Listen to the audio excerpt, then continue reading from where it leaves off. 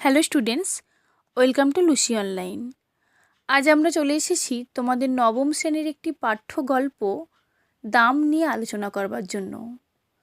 লেখক নারায়ণ গঙ্গোপাধ্যায়ের লেখা দাম গল্পটি নিয়ে আলোচনার পূর্বেই আমরা লেখক সম্পর্কে কিছু কথা জেনে নেব। নারায়ণ গঙ্গোপাধ্যায়ের প্রকৃত নাম তারকনাথ গঙ্গোপাধ্যায়। তিনি ছিলেন বিখ্যাত বাঙালি কথা সাহিত্যিক, ঔপন্যাসিক, ছোট গল্পকার ও অধ্যাপক। তার জন্ম 1918-র 4 ফেব্রুয়ারি। তিনি মারা গিয়েছিলেন 1970 খ্রিস্টাব্দের 8ই নভেম্বর। কলকাতা বিশ্ববিদ্যালয় থেকে প্রথম শ্রেণীতে এমএ পাশ করেন। জলপাইগুড়ি সিটি কলেজে ও কলকাতা বিশ্ববিদ্যালয়ে অধ্যাপনা করেছেন। কিশোরদের জন্য জনপ্রিয় কৌতুক চরিত্র টেনিদার স্রষ্টা তিনি। এছাড়াও বড়দের জন্য উপন্যাস, উপনিবেশ, লালমাটি, শিলালিপি ইত্যাদি বই লিখেছেন। তার কথাই হাস্যরস, সমাজচিত্র ও মানবিকতার অপূর্ব মিশ্রণ তার লেখার মাধ্যমে ফুটে উঠেছে। তোমাদের পাঠ্য এই দাম গল্পটির উৎস শারদীয়া তরুণের স্বপ্ন 1365 বঙ্গাব্দে প্রথম প্রকাশিত হয়েছিল। চলো এবার মূল গল্পে আমরা আসি। দাম গল্পটি এবার আমরা আলোচনা করব। দেখো প্রথমে কি বলছেন লেখক। স্কুলে কি বিভীষিকায় যে ছিলেন ভদ্রলোক? তাহলে দাম অর্থাৎ কিসের মূল্য নিয়ে কথা বলা হবে তা গল্পের শেষে আমরা বুঝতে পারবো। প্রথমে বলা হয়েছে যে স্কুলে, লেখক অর্থাৎ তার স্কুল জীবনের একটা কাহিনী আমাদের সামনে তুলে ধরেছেন। বিভীষিকা মানে ভয়ঙ্কর। একজন ভদ্রলোককে মনে পড়ে যে ভীষণই ভয়ঙ্কর ছিল। কি কারণে ভয়ঙ্কর এবার দেখো। আমাদের অঙ্ক কষাতেন, আশ্চর্য পরিষ্কার ছিল মাথা। যেসব জটিল অঙ্ক নিয়ে আমরা ঘন্টার পর ঘন্টা পণ্ডশ্রম করেছি, একবার মাত্র তাকিয়ে দেখতেন তার দিকে, তারপরেই এগিয়ে যেতেন ব্ল্যাকবোর্ডে। খসখস করে ঝড়ের গতিতে এগিয়ে চলতো খড়ি। তাহলে কার কথা বলা হচ্ছে বুঝতে পারছো তোমরা? লেখকের স্কুলের অঙ্কের মাস্টার মশাইয়ের কথা বলা হচ্ছে, যিনি স্কুলে অঙ্ক করাতেন। তোমাদের স্কুলেও অঙ্কের মাস্টার মশাই রয়েছেন তো, বোর্ডে অঙ্ক করাই।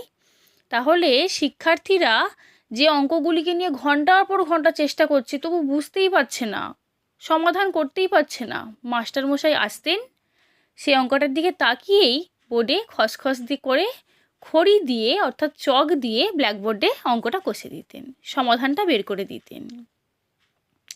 হঠাৎ অঙ্ক কষার সময়ে হঠাৎ খড়ি ভেঙে গেলে বিরক্ত হয়ে টুকরো দুটো আমাদের দিকে ছুঁড়ে দিয়ে তৎক্ষণাৎ আরেকটা তুলে নিতেন। তাহলে চক দিয়ে দেখবে, বড় চক দিয়ে লিখতে গেলে বোর্ডে ভেঙে যায়, আর সেই ভাঙা টুকরোটা স্টুডেন্টের দিকে ছুঁড়ে দিতেন, আবার টেবিল থেকে নতুন একটি চক তুলে নিতেন। একটু পরে আমরা রোমাঞ্চিত হয়ে দেখতুম ছবির মতো অঙ্কটা সাজিয়ে দিয়েছেন। সবাই লেখা শেষ হলে অবাক হয়ে দেখতো কি, যে অঙ্ক তারা পারছিলই না, মাস্টারমশাই এসে সেটা যেন ছবির মতো সাজিয়ে দিয়েছেন, এত স্বচ্ছ পরিষ্কারভাবে আর এত দ্রুত। পৃথিবীতে যত অঙ্ক ছিল সব যেন ওর মুখস্থ। তাহলে এই দক্ষতা দেখে শিক্ষার্থীদের মনে হতো যে পৃথিবীর মধ্যে যত অঙ্ক আছে সবই যেন ওই মাস্টারমশাইয়ের মুখস্থ। ওর বলতে এখানে অঙ্কের মাস্টারমশাইয়ের কথা বলা হয়েছে। কিংবা মুখস্থ বললেও ঠিক হয় না, মনে হতো আমাদের অদৃশ্য অক্ষর বোর্ডে আগে থেকেই কষা রয়েছে, অথচ উনি দেখতে পাচ্ছেন ঠিক, তার সঙ্গে সঙ্গে তার উপর খড়ি বুলিয়ে চলেছেন। তাহলে এত দক্ষতা দেখে তাদের মনে সন্দেহও জাগতো। কাদের মনে? লেখক সহ তার অন্যান্য বন্ধুদের, অন্যান্য শিক্ষার্থীদের মনে, যে এত তাড়াতাড়ি অঙ্ক করে ফেললো, তার মানে নিশ্চয়ই অদৃশ্য কোনো অক্ষরে জাদু বলে বোর্ডের ওপর লেখা ছিল, আমরা দেখতে পাচ্ছিলাম না, স্যার শুধু দাগা বুলিয়ে গেছেন। তাহলে তার দক্ষতা দেখে এমনই মনে হতো, কারণ এতই অভাবনীয় দক্ষতা অঙ্কের মাস্টারমশাইয়ের ছিল। অঙ্কে যারা 100-র মধ্যে 100 পায়, ওর ভয়ে তারাই তটস্থ হয়ে থাকতো। তো স্কুলে ভালো স্টুডেন্ট, খারাপ স্টুডেন্ট আছে তো, অনেকে একটু বেশি নাম্বার পায়, অনেকে একটু কম নাম্বার পায়। যারা 100-এ 100 পায় তারা পর্যন্ত অঙ্কের মাস্টারমশাইকে ভীষণ ভয় পেত। আর আমাদের মতো যেসব অঙ্ক বিশারদের টেনে টুনে কুড়িয়েও উঠতে চাইতো না, তাদের অবস্থা সহজেই কল্পনা করা যেতে পারে। তাহলে লেখক একেবারে অঙ্কে ভালো ছিল না, তার মতো যারা ছিল টেনে টেনে 100-র মধ্যে 20ও পেত না অঙ্কে, তাদের অবস্থা তো ভাবাই যায় যে কী শাস্তি পাবে। প্রকাণ্ড হাতের প্রকাণ্ড চর খেয়ে মাথা ঘুরে যেত, কিন্তু কাঁদবার জো ছিল না। তাহলে নাম্বার কম পেলে, কথা না শুনলে মাস্টারমশাই চর মারতেন, এমন চর মাথা ঘুরে যাবে এমন।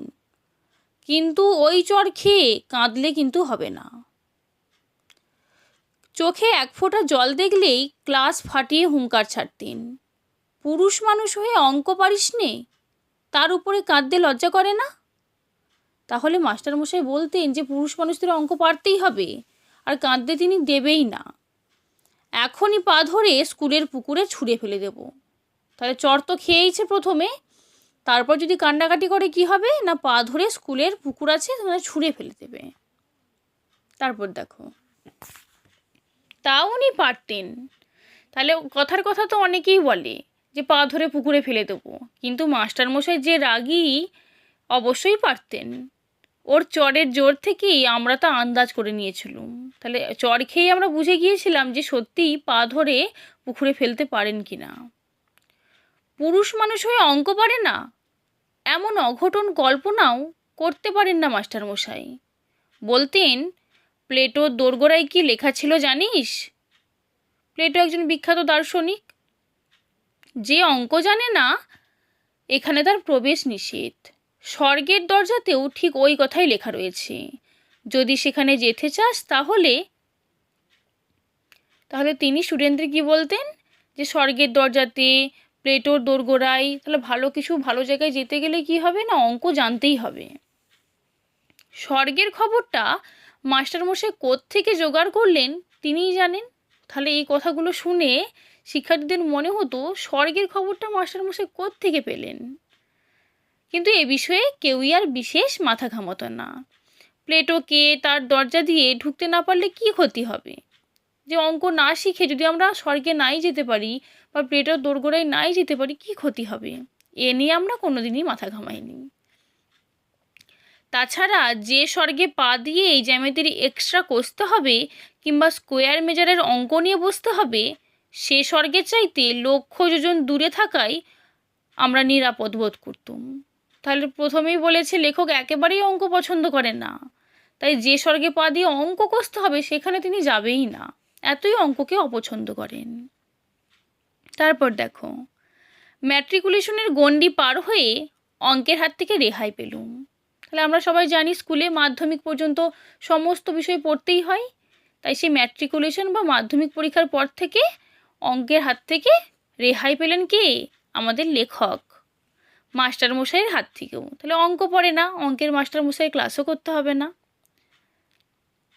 কিন্তু অঙ্কের সেই বিভীষিকা মন থেকে গেল না। তাহলে মাধ্যমিকের পর অঙ্ক বিষয় নিয়ে পড়ে না, অঙ্কের মাস্টারমশাইয়ের সঙ্গেও কোনো যোগ নেই। কিন্তু ওই যে ছোট থেকে ভয় ছিল মাস্টারমশাইয়ের অঙ্ক বিষয়ের প্রতি, সেই ভয়টা যেন মনের কোণায় রয়েই গেল। MA পাস করার পরেও স্বপ্ন দেখেছি। তাহলে লেখক যখন পড়াশুনো করে BA পাস করে MA পাস করছেন, তখনও তিনি স্বপ্ন দেখছেন। কি স্বপ্ন দেখো, পরীক্ষার লাস্ট বেল পড়ো, অথচ একটা অঙ্কও আমার মিলছে না। তাহলে লেখক স্বপ্ন দেখছেন, MA পাস করে গেছেন, এত বড় হয়ে গেছেন, তখনও স্বপ্ন দেখছেন যে একটা পরীক্ষা দিতে গেছে কোথায়, সেখানে লাস্ট বেল, অর্থাৎ পরীক্ষার যে 5 মিনিটের আগের ঘন্টা, একদম লাস্ট বেল পড়ো হচ্ছে, অথচ একটা অঙ্কও মিলছে না। মাস্টারমশাই গার্ড হয়ে একবার আমার সামনে এসে দাঁড়িয়েছেন, দু চোখ দিয়ে তার আগুন ঝরছে, দাঁতে দাঁতে ঘষে বলছেন, তাহলে সেই পরীক্ষার গার্ড কে আছে না, ওই অঙ্কের মাস্টারমশাই গার্ড আছে, আর লেখকের দিকেই দেখছেন। মাথার উপর ঘুরন্ত পাখা সত্ত্বেও ঘামে নিয়ে আমি জেগে উঠেছি। তাহলে দাঁতে দাঁতে ঘষে মাস্টারমশাই যে কী বলছিলেন সেটা শোনার আগেই স্বপ্নটা ভেঙে গেছে। মাথার উপর পাখা চলছে, তবুও ঘেমে গেছে, কেন না এই টেনশানেতে, স্বপ্নেতে যে টেনশানটা ছিল, যে চিন্তাটা ছিল। মৃদু নীল আলোয় দেখেছি চেনা ঘরটাকে, চোখে পড়েছে সামনে আমার পড়ার টেবিল, আমার বইপত্রের স্তূপ। গভীর তৃপ্তির সঙ্গে ভেবেছি এখন আর আমাকে স্কুলে অঙ্ক কষতে হয় না। তাহলে স্বপ্নটা ভেঙে গিয়ে যেন শান্তি পেয়েছে লেখক, যে ভাগ্যিস স্বপ্নটা সত্যি নয়। তাহলে লেখককে এখন স্কুলে অঙ্ক কষতে হয় না, কারণ আমি কলেজে বাংলা পড়াই। তাহলে লেখক বিএ পাস করে গেছেন, এমএ পাস করে গেছেন, একটা কলেজের বাংলা বিষয়ের অধ্যাপক তিনি, তবুও সেই ছোটোবেলাকার অঙ্কের বিষয়ের ভয়টা লেখকের মন থেকে যায়নি, যেন মনের একটা কোণায় সেই বিভীষিকা রয়েই গেছে। তাই নানাভাবে স্বপ্ন এবং নানাভাবে তা প্রকাশিত হয়ে পড়ছে। তাহলে দাম গল্পের আজ এই অংশটুকুই থাক। পরবর্তী ভিডিওতে তোমাদের পরের অংশটুকু নিয়ে আলোচনা করব। ধন্যবাদ সবাইকে।